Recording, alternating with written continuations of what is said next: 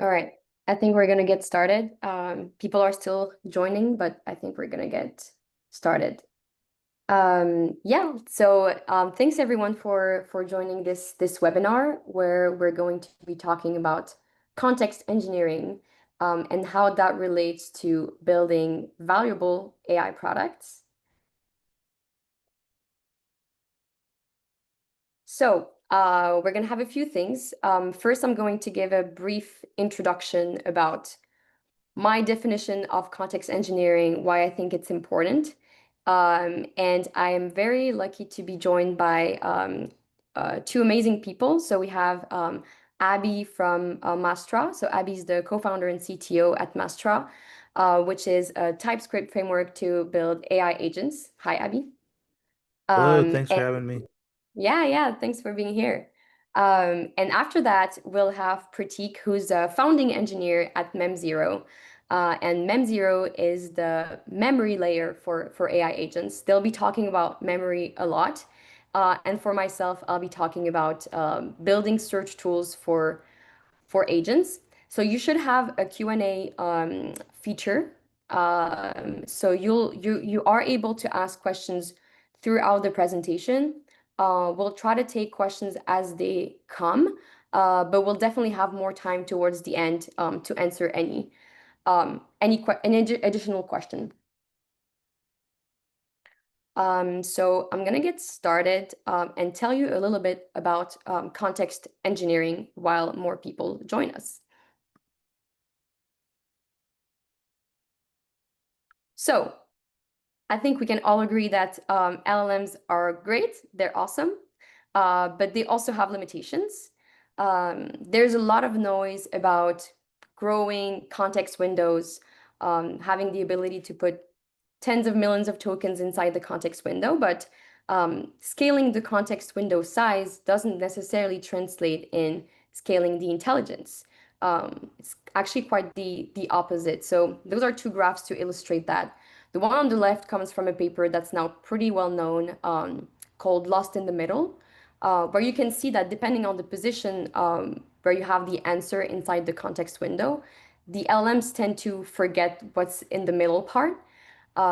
There's another study, there are many actually, that show that past about 20 to maximum 50,000 tokens, the performance of your LLM starts to degrade pretty significantly. In the best case scenario, it's going to plateau, but more frequently, it's gonna drop pretty significantly. This is something that we call context rot. There's a ChromaDB blog post about that if you're more interested. But the bottom line is that agents mostly fail because of this poor context that's given to them. And it's not just about context rot that will make your LM less intelligent. There's also an impact on the price and the latency of the requests because of the very architecture of the models that we're using. So yeah, more context will also make your LM much more expensive and much slower. And this is why context engineering is super important. So what is context engineering? It's basically this iterative process of designing what your LM is going to see inside its context window at a given time. That can be at any moment. It can even be in two separate steps of the same overall action of your agent. So it combines many different things. So you can have in-context learning, which is basically giving instructions, giving few-shot examples. Then it can also be retrieval from various sources, whether it's a vector database or a memory store or an external MCP server or an API like web search. And the goal is to basically have this science of what your LM should see, what are the best tokens in the world that you want to give it for it to give you the best possible answer. And it's not just a one-way street. You also sometimes want to write back from the context to a memory store, for example, or generate summaries to retrieve later. So what does that look like in practice? So on the left here, you have the list of all of the search tools that the Windsurf agent has access to. And if you look closely, actually a very significant portion of these are actually search tools.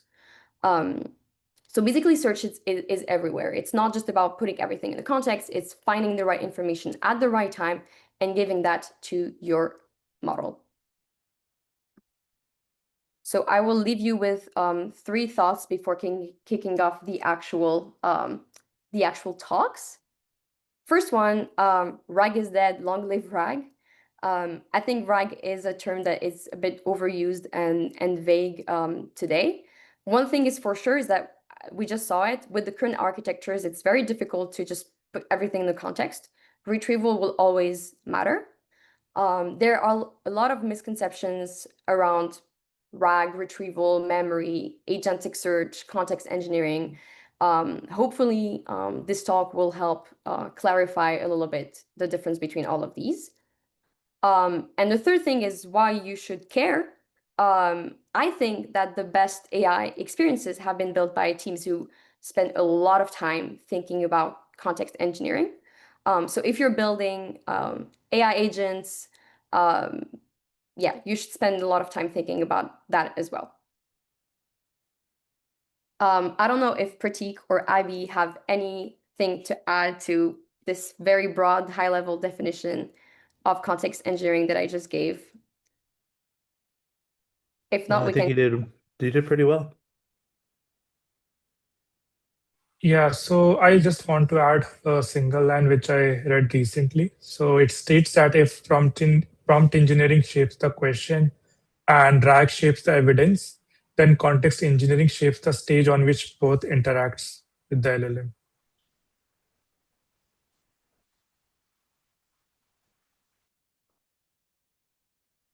Cool.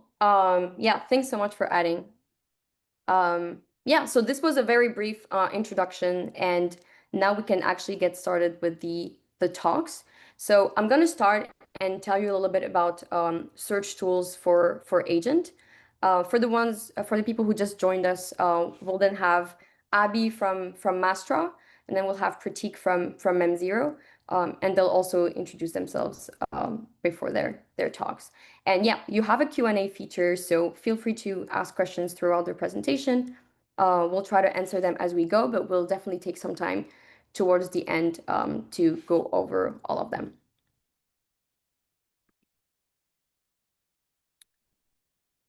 So yeah, hey everyone. My name is Rita. I'm the co-founder and CEO of ZeroEntropy. We train models for fast and accurate information retrieval. So we basically have re-rankers, embedding models that we plug into our end-to-end search API. And today I want to tell you about what I call the fake dichotomy between RAG and the agent loop.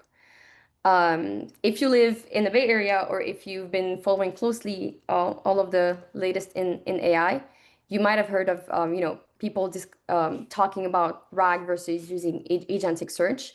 And yeah, in today's talk, I just want to show that these are not necessarily mutually exclusive, and share some like good practices and things to think of when building search tools for agents.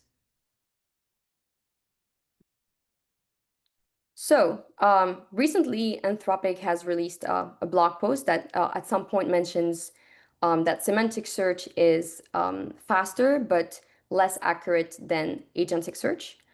It's very vague, but what I think they mean by that is using grep as a search tool instead of semantic search, which can make a lot of sense when you're searching across a code base. However, it might seem a bit hard to believe that an exact match might work if you're trying to search across a very large legal corpus, for example, in a reasonable number of passes. So we'll try to think about this dichotomy and explore this throughout this presentation. I want to give another point of view, which is from the Cursor team at the OpenAI Dev Day recently, which claimed that the users of grep only spent actually more tokens and more follow-ups before getting to a good answer to their questions, and saying that semantic search is actually pretty useful for many different reasons. You always have a portion of your information that is useful to be retrieved semantically, whether it's documentation, or markdown files that summarize what's in a certain part of your code base. And also, more importantly, you can do code base indexing offline, which is more helpful than letting your agent just basically discover everything at search time and just explore the code base. So what search tool should you use? Agents are now the new users of search tools, and there's a variety of ways that you can build search. So of course, there's grep, which is exact matching. You also have techniques based on keyword search like BM25, vector search, which can be either dense vectors or sparse vectors, hybrid search, which is a combination of vector and keyword search. Then you can also have external search APIs, whether it's web search or search endpoint of an MCP server, for example. So what makes a good search tool? There's always this, question about accuracy, latency, and cost. This is the most fundamental way that you should think about this. When you think about accuracy for search, the three main metrics that we look at are recall, precision, and NDCG. If you're not familiar with those, pretty much recall means when I retrieve K documents, how many of those are actually the ones that I was looking for? Precision is how much garbage do I have in my top K? And NDCG just refers to the ordering of the documents that you've retrieved. You also have latency and cost of your search. And interestingly enough, when you have an agent loop, you should think of the overall end-to-end latency of all of the different passes and the overall cost of all of the tokens that were read and outputted to have an estimation of that search tool. And yeah, here's an important thought, actually. Optimizing the search quality, the search tool quality, gives actually a far better ROI than throwing an agent with a poor search bar at a problem. Because you might do less extra passes and get to the answer quicker than letting the agent just explore with a poor search tool. You just want to give your agent the best search tool possible. And from our experimentation, it looks like in the broad variety of use cases, what makes sense is to do hybrid search with a re-ranker. So here are some benchmarks across different verticals that compare BM25, hybrid search, and then hybrid search with a re-ranker on top. For those who are not familiar, what is a re-ranker? So the best search pipelines are actually two steps. The first step is meant to maximize recall. So you have something like hybrid search, and you're going to get a broad list of result candidates, and you're hoping that the answer is somewhere there. So you're trying to maximize recall.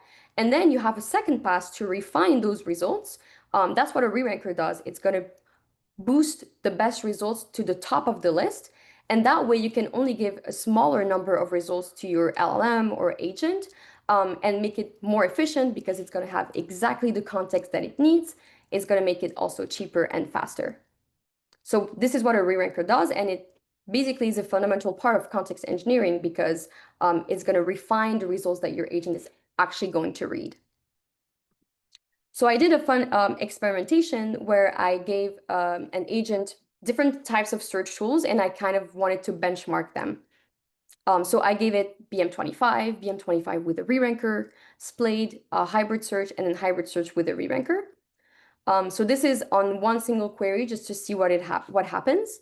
So you can see that on this specific question, when computing recall, I see that hybrid search plus re-rank basically finds the right answer in like one shot. I don't even need an agent to iterate over. And the other search tools are also going to get there eventually, but it just takes more passes. And this basically happens on a broad variety of use cases. This was on a challenging like multi-hop data set, which is where agentic loops make the most sense. If you're doing deep research, that makes also a lot of sense. But it's also good to have this search tool that is very fast and very accurate that can basically one-shot some of the questions that you have. And for other use cases, you might do multiple passes if the question is more challenging or if you're trying to do deep research.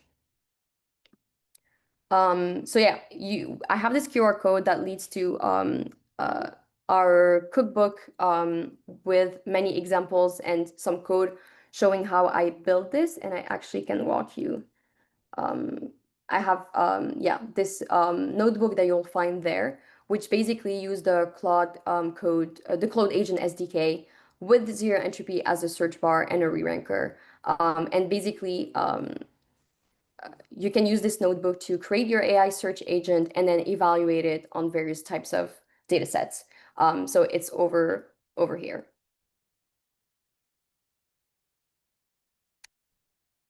Yeah, so my conclusion is it's not a dichotomy. You should just give your AI agent the best search tools it could ask for.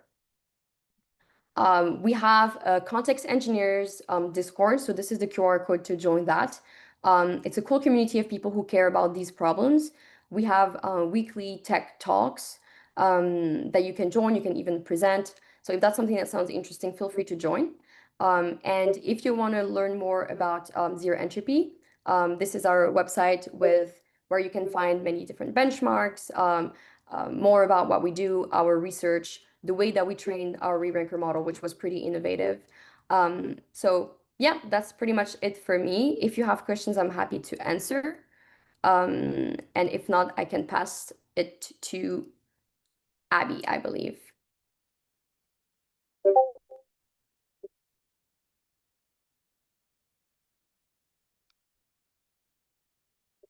Okay, so we have a few questions.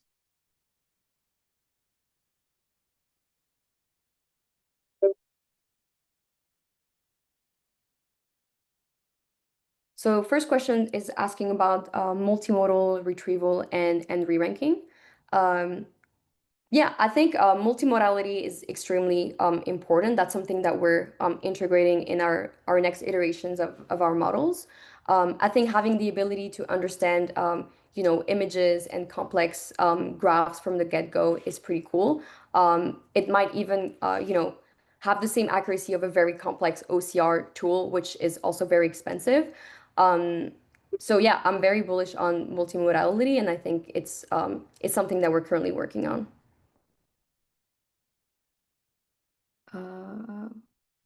More questions?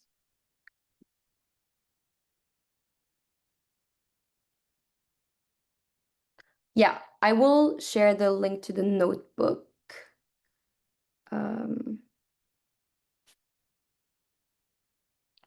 Okay, so there's a question about multi-hop queries. Multi-hop queries are basically queries where you basically need 2 hops before finding the answer.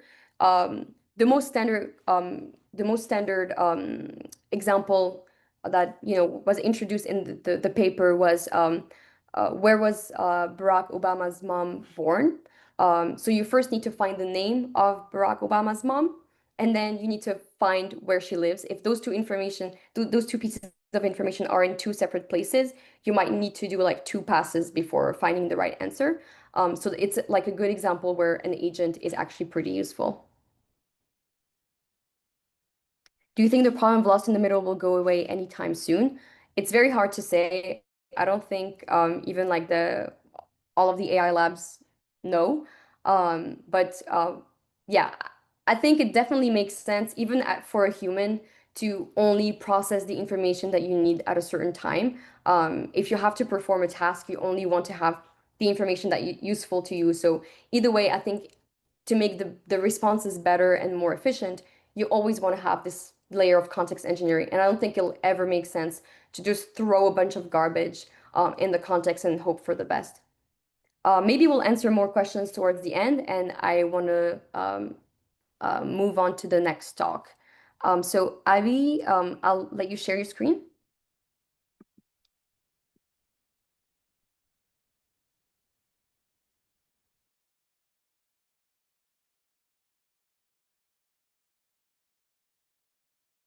All right.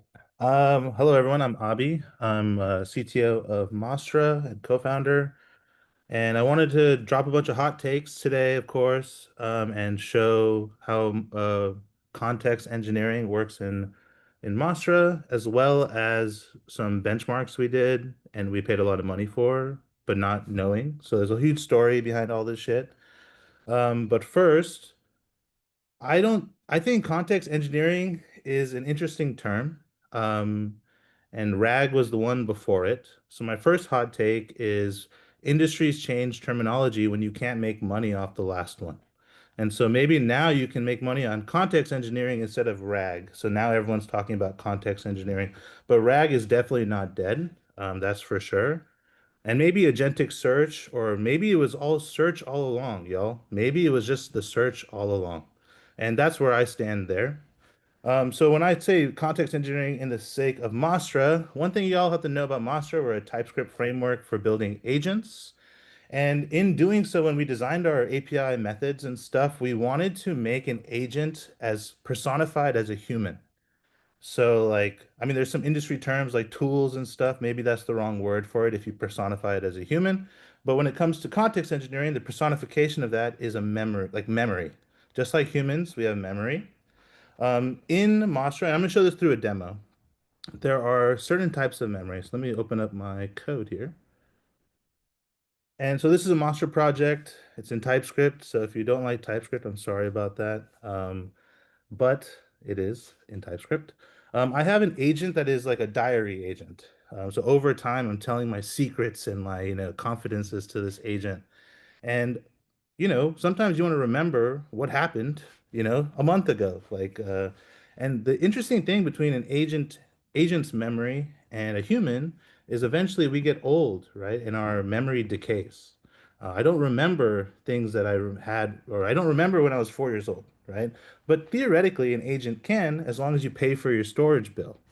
So let's talk about our first type of memory here in the memory section is long-term memory, aka save everything that happens in a database. Retrieval on this side is very archaic, right? It's like last messages. I can only remember the last five things. It's kind of like that movie 50 First Dates, right? Like I only can remember the last however long it's efficient to query those messages. So I'll start my Monster dev server here. It's already running. And I'll go to my diary agent. And in this case, I have this previous thread. I was like talking, I was going to the beach or whatever. I was just flooding the context here. Now it only remembers the last five messages. So like if I asked who I am, it would probably not know. So let's try that. Maybe it does know though. I don't know.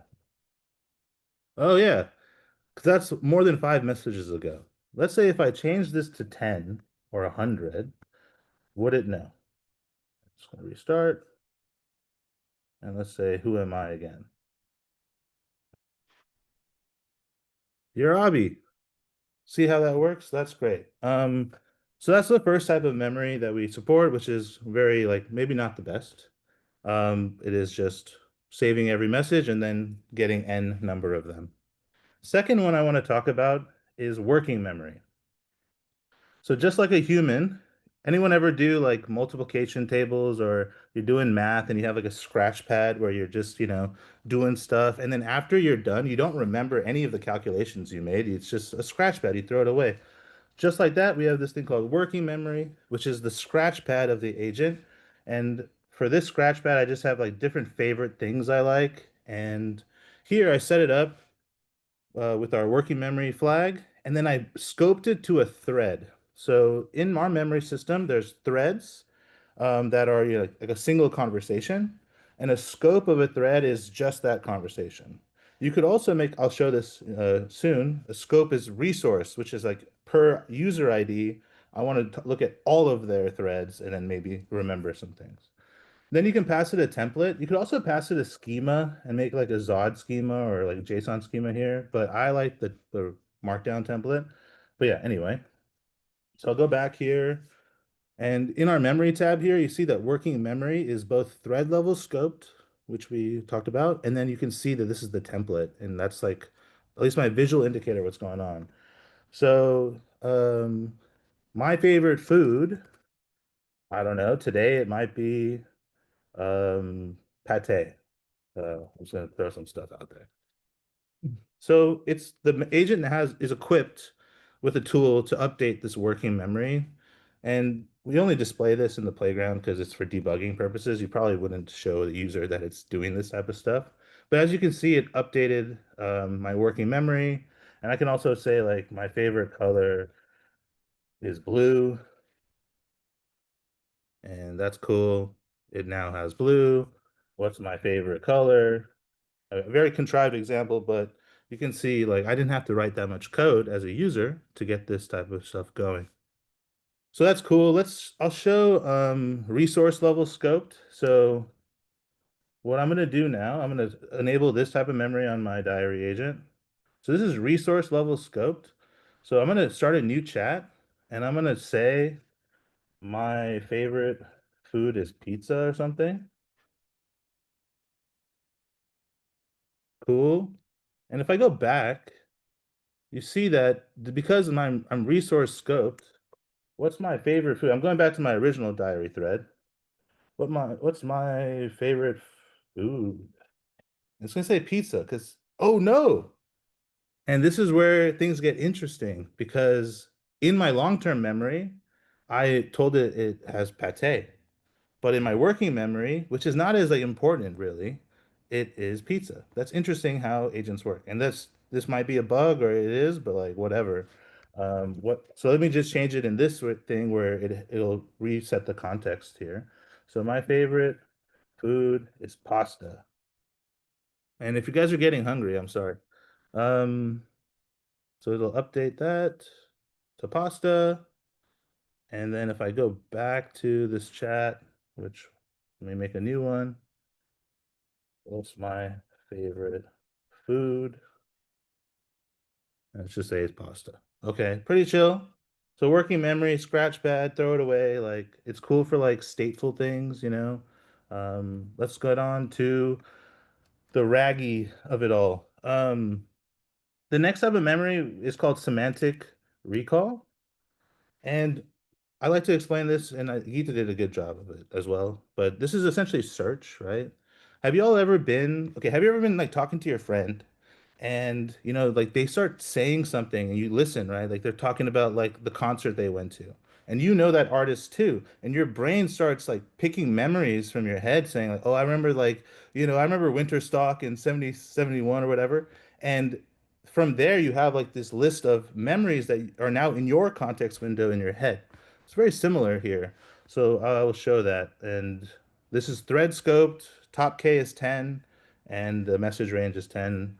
In this world, every message that you send is um, saved both in your storage, but also as an embedding in your vector storage. So let's just like talk about some stuff. I'm giving a talk right now on Zoom. I'm hanging with Ita and Prateek. And you can see it's trying just like I was telling you about this concert concept, right? The agent is looking in semantic in the vector store and being like, does this match anything I fucking know? Maybe. And so like if we started talking about pasta, it would start like finding like, oh, okay, is there anything there? Now, if it was resource scope, okay, so I found this. Um, so let's do something interesting. So let's try to like recall something. What was I doing with my blog? And so it could retrieve that. I don't know if there's anything with latex in here, right here. So this is like all that's stored there in memory. Okay, so last thing, last demo part here, resource scoped. Same thing as before. Now I can do semantic recall across all my messages. So let's boot that up. Let's just add some stuff here. So like, I love SF. SF is the best. Let's see what it comes back with. It's gonna update that with my favorite city. SF is the best. Thank you. What else should I say? Let's see. French food is awesome. Okay, so I'm gonna start a new chat.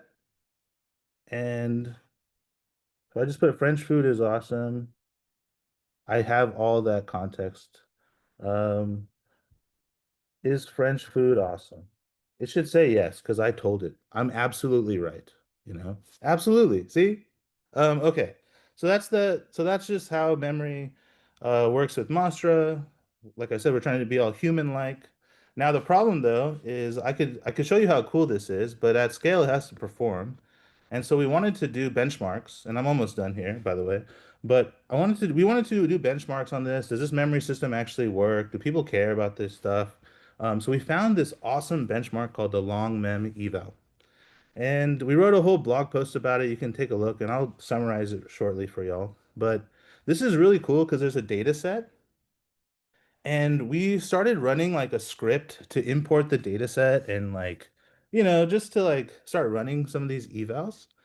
And we used at the time we were using Opus, and we didn't really look at it. And then we spent almost $8,000 trying to do this unintentionally. So yeah, watch your token usage and make sure you don't spend 8 grand on some stuff that you probably didn't need to spend money on. But we have all the data now.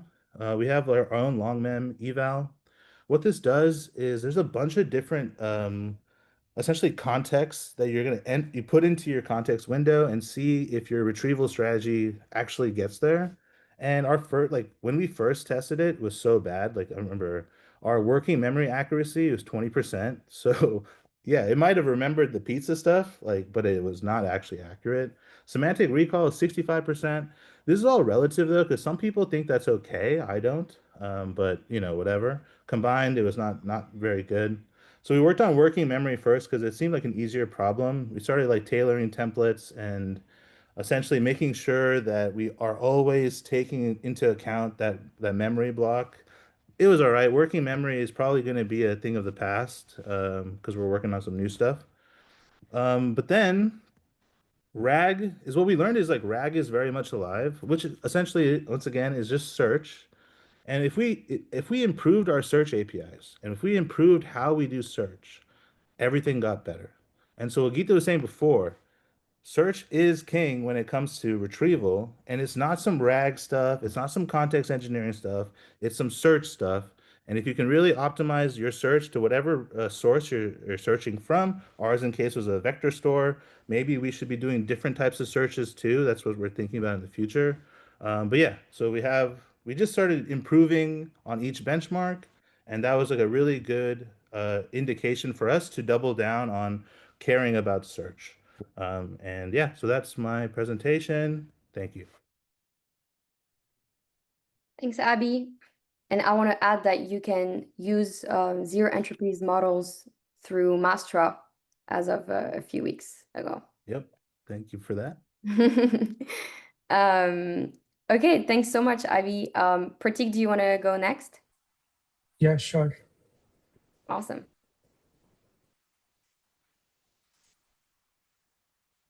Yeah, so hello everyone, I am Prateek and I'm founding engineer at Mem0. So in today's presentation, I will show how we create memories at Mem0 for AI agents. So like you all know that AI has amnesia AI or AI agents, like whatever you tell them, they will not remember it if the session changes or the session ends.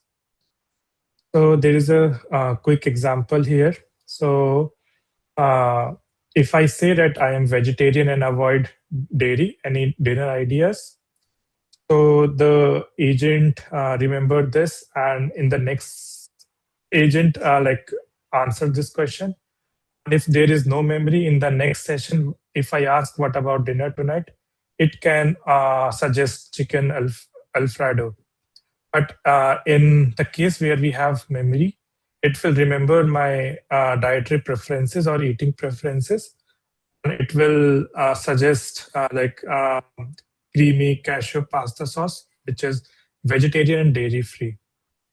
So we all know that LLMs excel at short-term coherence. So whatever is there in their context window, they can answer it pretty well, but outside it, it cannot answer it, which leads to user frustration. Like in the same example, if user has to repeat the same question again and again, and the user has to tell their preferences. So that will degrade the experience of this particular app, and which will break the trust of the user. And also, even though we have uh, around 1 million context window, but the real world dialogue, they can span over weeks and months, and they can even extend that 1 million context length. And also in this particular chart, you can see that if I increase the number of tokens to the LLM, the number of input tokens, the latency increases. So in a real-time voice agent framework, if you are passing the entire thing to the LLM, so the response to the user will be very slow. And that is not ideal in latency sensitive use case such as voice agents. So on high level, every AI agent needs memory, just like every app needs a database. So people sometimes confuse between RAG and memory. So here is an example. So if the user query is, I feel like eating dessert, so the RAG will miss the important thing that user is diabetic after performing semantic search in vector database. But if there is a memory that the user has type 2 diabetes, so the memory will deduce that the diabetes is a disease and dessert is a food, and the user should not recommend anything which contains sugar. And this is a detailed description between RAG and full context processing, why they are not good if you compare them with memory. So in the RAG, you need to figure out some hyperparameters, which is the chunk size and the number of chunks. So if you are setting smaller chunks of 300 to 400 tokens, then those chunks can omit critical facts if they fell outside of the selected chunk during the retrieval. And if you are selecting higher chunks, so that will increase your token consumption, and that will increase the cost of your LLM, as well as it will increase the latency, because latency is also proportional to the number of tokens that you are passing to the LLM. And this is the same thing, latency spikes at scale if the number of tokens increases in the LLM. And another alternative could be full context processing, pass everything to the context window, do not do RAG and similar thing. So the exponential compute and latency. So if you pass everything to the conversation, then so if you pass everything to the context, the latency and the cost will increase exponentially, as I showed in my previous graph. Finite window limit. So even though we have 1 million context window, so a normal conversation or large documents that someone has, it can easily overflow that particular limit. So full context processing will not be helpful. Also, attention degrades if the size of input increases, just like Ghita mentioned earlier in his presentation, that if you increase the input tokens, then the latency also increases, as well as the performance either plateaus in the good scenario or it degrades. And also irrelevant data overload. So suppose like a week ago, I talked about my food preferences. And since last 2 days, I'm talking about my coding preferences. And out of a sudden, I am asking what I like to eat. So my memory should reduce that a week or month ago, I talked about my food preferences, and it should fetch those only into the context window instead of passing the entire history, which can contain noise related to my coding preferences and other things. So memory is hard to implement because of several reasons, like memory operations. So there should be a good orchestration engine which tells when to call add, when to call search, what things to store. And obviously, real-time updating should be there. Like last week, you mentioned that you like pizza, and today you say that you do not like it anymore. So that should be updated in real time, because some time, if you are querying something, then the updated information or the memory should be there. Indexing is one thing, and also the agent must understand like what things to remember, what things to forget when the conversation is going on. And we have separate storage, like we can store memories into vector DBs in a traditional way. We have graph store so that we can store memories in relationship and node type, a key value store, time series store, etc. And also in time sensitive use cases like AI companion or voice agent, the latency matters. So you have to be very strict in retrieving the correct information in less time. So in that scenario, like we use like ZeroEntropy in our like retrieval system for the re-ranking part, and it is really fast. And other things like security and monitoring. So I will go through the technical diagram that we released in the starting of this year in the form of a research paper. So our architecture is divided into two high-level phase. One is extraction phase and one is update phase. So in the extraction phase we have three major inputs. One is summary, one is last and messages, and then the new exchange of messages.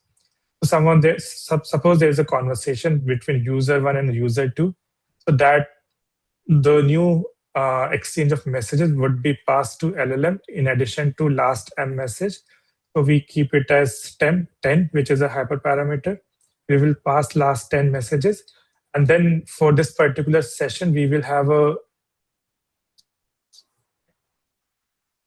So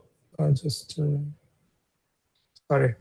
Yeah, and for the summary, we will have a rolling summary where we will be extracting and storing summaries in a DB based on the current session that we have.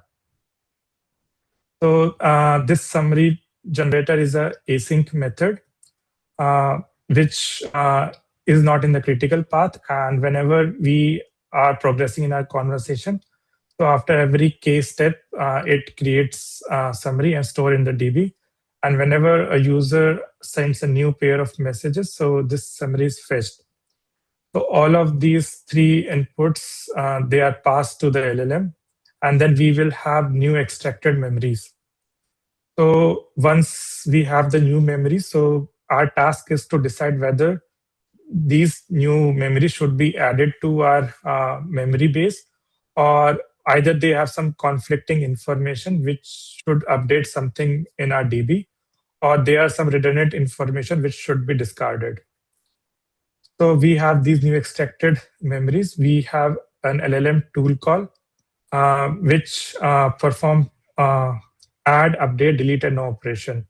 So for example, in extracted memories, we have 5 memories. So for each memory, we fetch case similar memories from our DB. And then we ask LLM, like, these are my existing memories from the DB. These are my new memories. Perform these 4 tasks for each of them. So if there is some new information in the new memories, that would go to add tool call, and that memory would be added directly. And if there is something contradictory in the DB, which have contradiction with the new extracted memories, so those things in the DB would be updated. And suppose there is something which should be deleted from the DB, and I don't need it anymore, so the LLM will decide it to delete. And no operation means I do not perform any operation for that particular memory. Right, and then once we have all the events for each of our memories, then we update the memories in our DB. So this is a basic architecture diagram that we have at Mem0. And then we have another variant of Mem0, which we call as Mem0G or Mem0 graph. So it also has two phases. One is extraction and update phase. So similarly, we will have a new exchange of messages. We will pass it to entity extractor, which will extract nodes from the input messages. And then we will pass the input message and the nodes to generate relationship between them.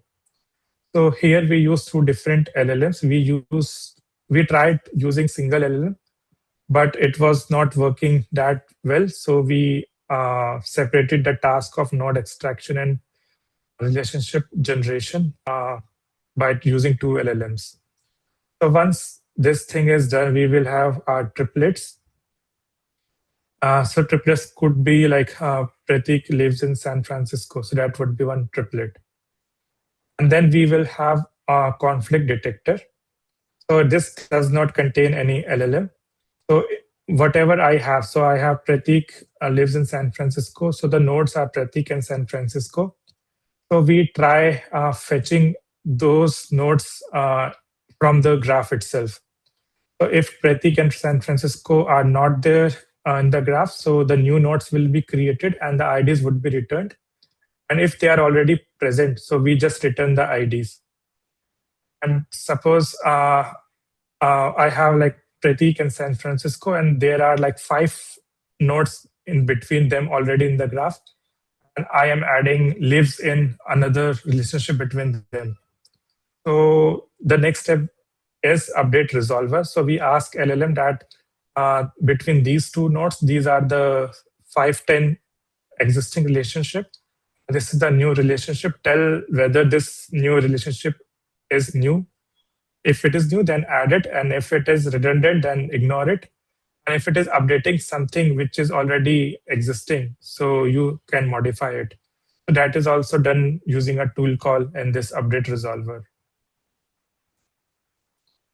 And yes, so we have been working in this memory space for around 2 years, and we have a lot of customers in diverse use cases.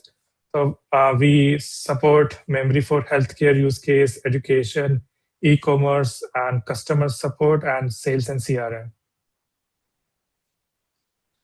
Also, our top customers, they have seen some good impact after using Mem0. So the first one is Revision Dojo, which is a education platform. So when they started, after they started using memory, they saw that 40% lower token cost and faster desired results led to increased CSAT. And another is a healthcare startup, Sunflower Sober. So we saved 70 to 80% of their token cost when they started using memory. So the key takeaways of this talk is like every AI agent needs memory, just like every app needs a database. And the second is memory is more than storage. It is like dynamic understanding, updating essential information, removing the things which will not be required in the future. And the third is like building memories hard. Like you have to focus on a good retrieval engine. You have to optimize your tokens. You have to think about scalability. Like you cannot offer like 30 to 50 seconds of response time whenever a user is asking something. So that is also not ideal. So that's why there are a lot of things that you need to tune to have a good memory engine. Yeah, so thank you. If you have any questions, then I'm happy to answer them. Thanks, Prateek. I think there are a few questions in the chat for Mem0.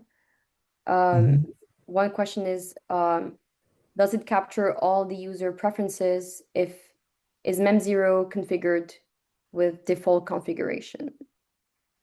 Yes, so we have some default configuration where we extract all the user preferences and like the facts, but it does not work in all the use cases. So for example, in a education or similar use case, you might not need to store everything. You don't want to store where you live, where you work, or what is your favorite food. But instead, you want to track the progress of the student. Like 6 months ago, they were bad in calculus, and now they are improving in calculus. So that is a different kind of memory, which should be stored in the education domain. So we provide custom instructions feature, which is on project level at Mem0, where you define like what kind of things you want to extract, what memory means to you. And then based on that, we change our extraction pipeline, and then we extract memories based on that. There's a question about engineering the context to have nearly the same responses, to have some form of consistency across responses for similar queries. I don't know, Abhi, if you have any thoughts on that. I can try to answer it too. What's the question? The question is, if you're trying to create some form of consistency across queries for similar queries, how do you do that, and how do you engineer your context to have some form of consistency for similar queries? I think for at least for us in Mastra, it's to use the right scoping.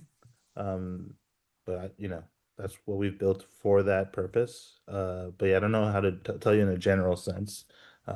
Yeah. There was a question about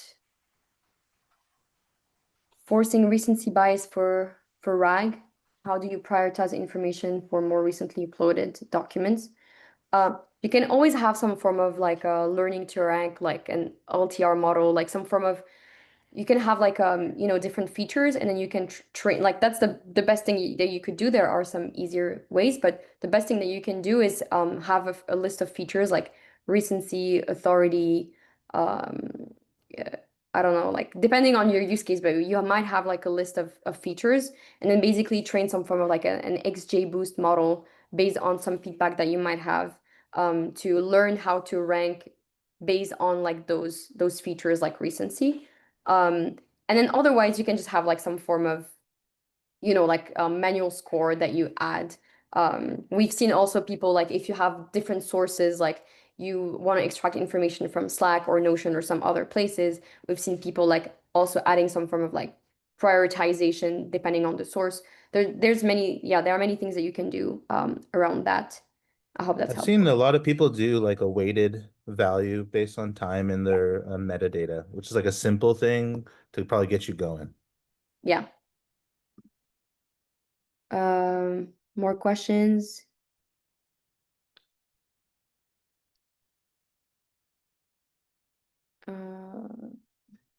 You guys can also see the Q&A if you want to also answer some of them, like just by typing.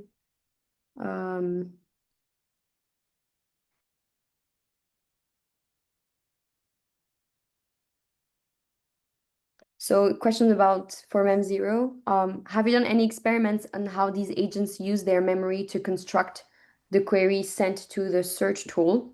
For example, how old is Barack Obama? Agents return age. User, no, I meant Lady Gaga, and similar conversational use cases. Meaning, how do you update the query based on the memory? Yeah, so like right now, we ask our users to pass the query, but not all the time the query would have the essential information. So what we are planning to do is like we take the latest message that you are passing to our search and some previous messages as well as the summary for that particular session. And then we will rewrite that query in multiple forms. And then we will do our retrieval and extract memories of using those multiple queries, and then return the final aggregation of those queries. So that is the work in progress. Cool. I see people raising their hands. I think it's easier if you type in the Q&A. That's okay.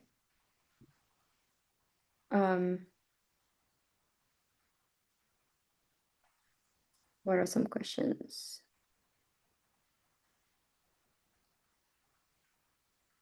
There's a question about the ACE paper, claiming that continuous summarization of contexts actually kills the agent's context.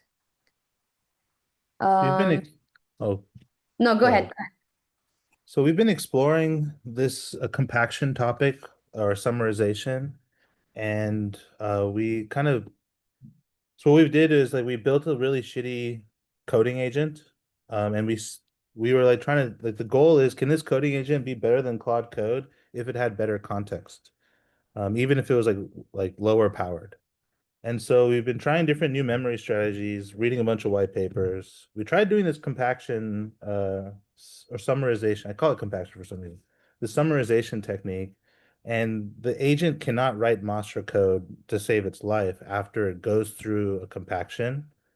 And we're kind of thinking about different ways. So I resonate with that paper because I read it and I felt it. So that's just my opinion.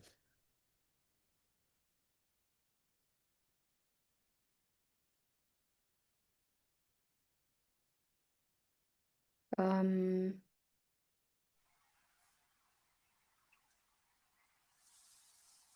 for Mem0, what is the difference in responsibility between the user uploading memories to Mem0 versus what Mem0 handles? Yeah. Yeah. So right now we recommend our users to pass the raw input messages or the conversation. You don't have to worry about creating memories and then passing it to us. So we handle it on our own site and we extract relevant memories and then we store it. So you don't have to worry about it. But if you want to store memories in certain ways, like you want certain things to be stored, you do not want some things should not be there in the memory. So you pass them in our custom instruction, and we understand that, and then we ask our LLM to respect those instructions and then generate memories based on that. So another thing is, I imagine dumping anything and everything is not that right way to do. So we recommend that you pass like 5 to 6 exchange of messages at one time. And you don't have to worry about passing the history because we take care of history at our own end. So you just need to pass the recent messages.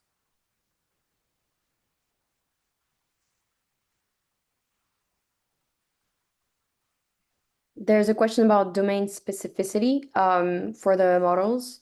For ZeroEntropy, we did a lot of ablation studies, and since our models are based off LLMs, we actually found that adding more variety and diversity in the training set basically improved the performance across each of the verticals. So that's what we've been doing for the current versions of our models.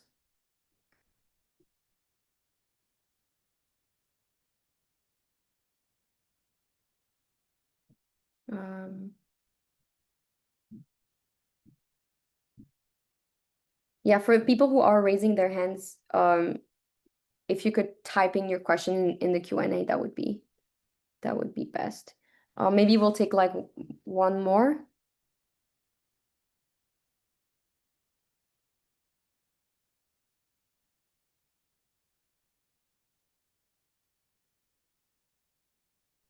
I've been trying to answer as many as I can on the On the chat. on the text.